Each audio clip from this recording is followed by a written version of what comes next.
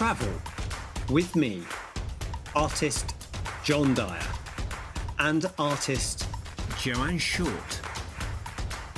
Be inspired by endangered environments, plants and animals, and learn about tribal culture.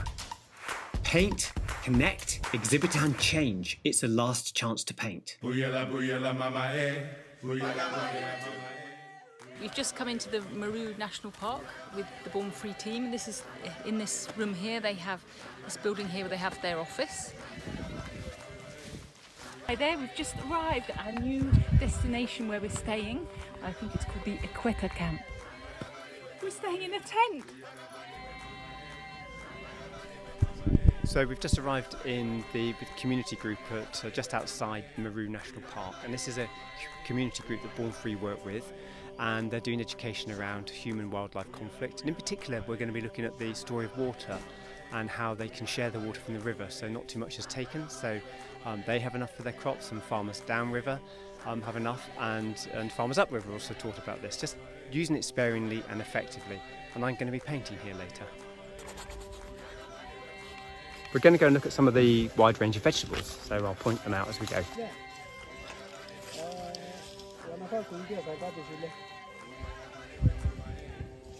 These are lemons. Just establishing the shape of this mango tree. It's got a V shape in its trunk, just with one brush. So this is a mango on a mango tree, and these are limes on a lime tree. This is a tomato on the vine. And here we have kale. This is fantastic for all sorts of things, calciums and iron. So children watching this, go eat your greens. It's very good for you. So this rather innocuous looking ditch is called a farrow. This is where they bring water in from the river. The problem with this is you get a lot of evaporation, so it's not terribly efficient for the water. These are tobacco plants that are unpalatable.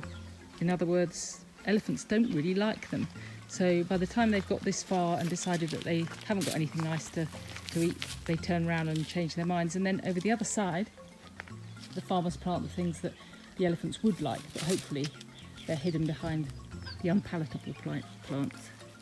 Chilies, which are these plants here, also prevent elephants. These chilies are drying, ready for market. This is sugar cane. Some of our sugar in the UK comes from sugar cane, but a lot of it also comes from sugar beet that we actually grow locally. This is sugar cane.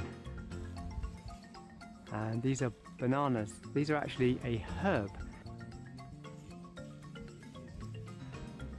Just starting to establish the banana plants.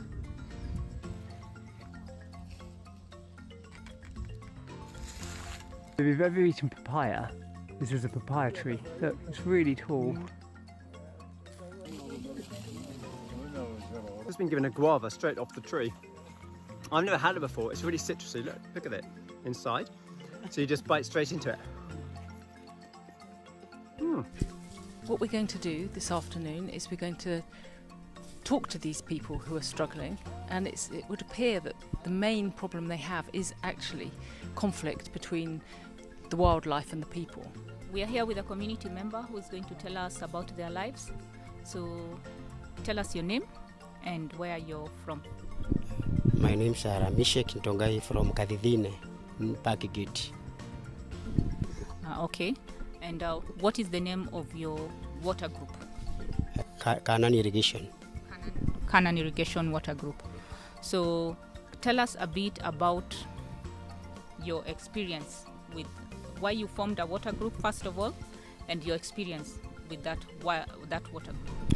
Okay, 20 to 30 years ago, here the place was very, very nice and it was quite enjoyable. But a time came when there are some people who intervened by doing afforestation. Then they made our catchment area to dry up. And when it dried up to now, the water is source has gone nothing. So up to date, you can look around. We have no irrigation. We are now suffering of drought, and we are getting no food. So we've come trekking all the way through a patch of land that Born Free has convinced the farmers to rewild, and it's regrown incredibly well. A few mature trees have been put in, and then it's just in 18 months taken over. The idea is the spring emerges in the land we've just walked through, and it cascades over this wall next to me in a huge torrent of water, and by having all the undergrowth we walk through there, it protects the spring so that the water flows through the farmer's land and into the park without evaporating where it's not useful. But look, no water. I should be up to my neck in water here, and there's just this little stagnant puddle of water. We're suffering a severe drought here, and that's affecting everybody. But the idea of rewilding is a fantastic one. When you say people living along the fence, which fence are you talking about? I'm talking about the fence of Meru National Park, whereby we are near our Meru entrance gate, the main entrance gate. Yes. So what have those people done to affect you here? What is it they have done that is making you not have water?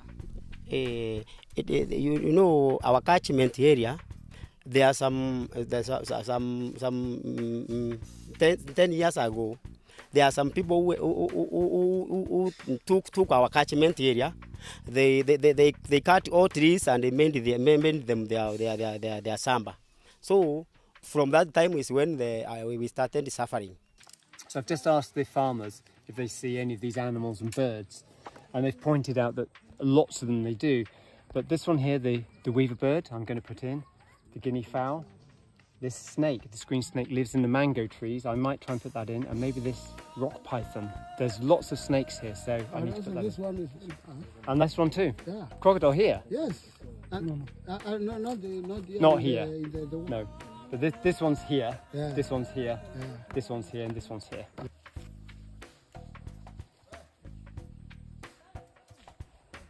This fence is to protect the farm from elephant invasion.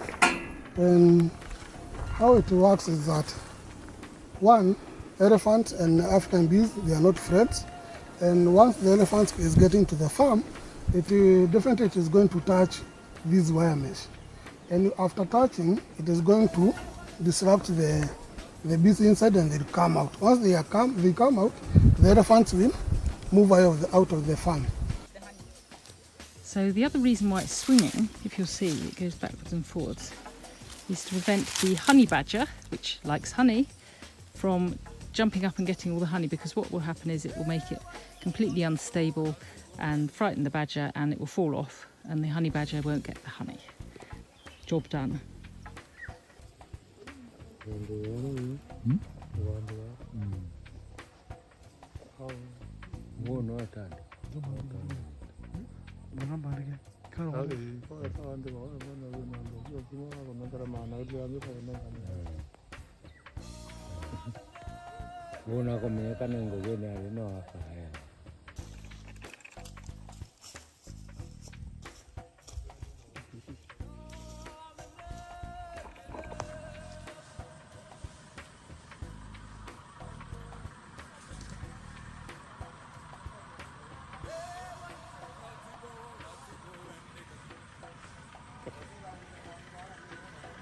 So I finished my painting of this beautiful farm, and these farmers are around me. I've painted their story, the story of water, having enough water to grow their food, to feed their families, and to make an income.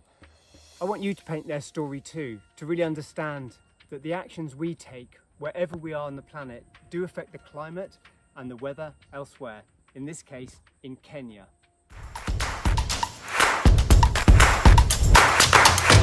I think it's called the Equator Camp. We're just outside the Meru National Park. And look! Oh, I've put tables. Oh,